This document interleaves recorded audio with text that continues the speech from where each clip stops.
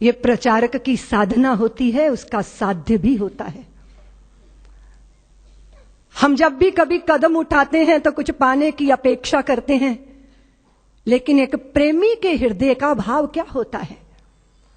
वो स्वामी राम की वाणी से व्यक्त होता है कि इश्क एक तरफा में यूं मसरूर हो जाऊंगा मैं, राम तुम होगे क्षमा काफूर हो जाऊंगा मैं तुम्हें देखूं तो देखूं तुम न मुझको देखना, तूने गर देखा मुझे मशहूर हो जाऊंगा मैं तुम्हें चाहूं तो चाहूं तुम न मुझको चाहना, तूने गर चाहा मुझे मगरूर हो जाऊंगा मैं अगर मांगू कभी तो कुछ ना देना तुम मुझे, वरना फिर प्रेमी नहीं मजदूर हो जाऊं। जो बोझ ढोके मुआवजा चाहता है वो समर्पित नहीं होता, वो मजदूर होता है। जिसने यश चाहा, जिसने प्रतिष्ठा चाही, जिसने लोक मान्यता चाही, उसका समर्पण अधूरा होता है।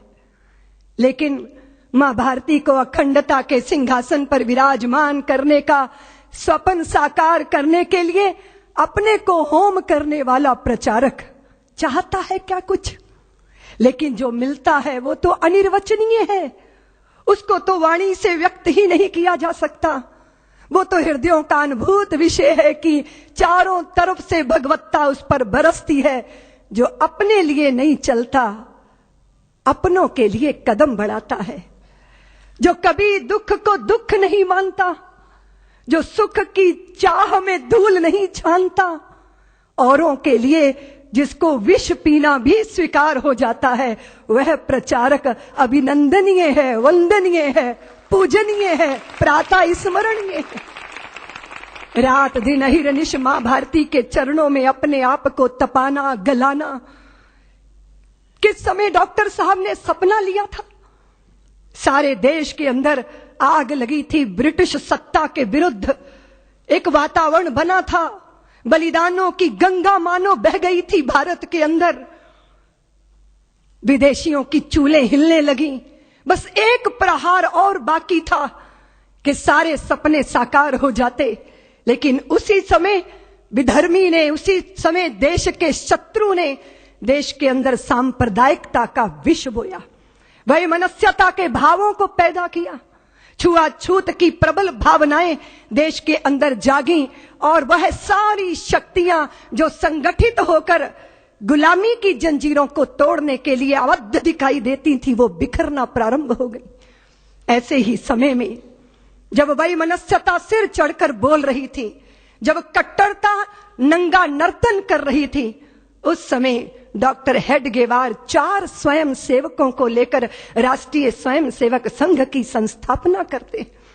जब अपने ही कुएं पे पानी लेने आते थे और अपना ही भाई दुत्कार कर भगा देता था कि तू अछूत है, मेरे कुएं का पानी पिएगा तो सब अपवित्र हो जाएगा, और वो प्यास से तड़पते हुए अपने ही भाई को देखना, लेकिन निष्ठुरता का लबादा ओढ़े रहना, वो तिल तिल करके मरने वाले प्यासे को देखकर उस पीड़ा में से, उस वेदना में से राष्ट्रीय स्वयं सेवक संघ का निर्माण हुआ, जन्म हुआ। लोग कहते हैं प्रेरणा, प्रेरणा नहीं अपितु वेदना में से संघ का जन्म हुआ। मां भारती को वैभव के पद पर ले जाना है, अखंडता के सिंहासन पर विराजमान करना है, तो एक ही मार्ग है।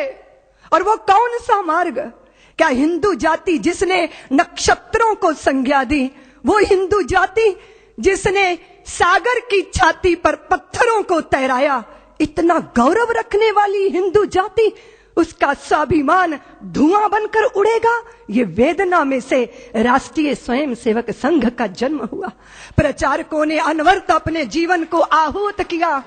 एक प्रश्न पैदा हुआ कि जिस हिंदू ने नभ में जाकर नक्षत्रों को दी है संज्ञा, जिसने हिमगिर का वक्ष चीर भू को दी है पावन गंगा, जिसने सागर की छाती पर पाषाणों को तैराया है, हर वर्तमान की पीड़ा को हर जिसने इतिहास बनाया है, जिसके आर्यों ने घोष किया कृणवंतो विश्वमार्यम का, जिसका गौरव कम कर न सकी रावण की स्वर्णमयी लंका, जिसके यज्ञों का एक हव्य 100 पुत्रों का जनक रहा, जिसके आंगन में भयाक्रांत धनपति बरसाता कनक रहा, जिसके पावन बलिष्ठ तन की रचना तन दे दधीची ने की, राघव ने बन बन भटक भटक जिस तन में प्राण प्रतिष्ठा की, जौहर कुंडों में कूद कूद सतियों ने जिसे दिया सत्व, गुरुओं गुरुपुत्रों ने जिसमें चिरबलिदानी भर दिया तत्व, वो शाश्वत हिंदू जीवन क्या स्मरणीय मात्र रह जाएगा?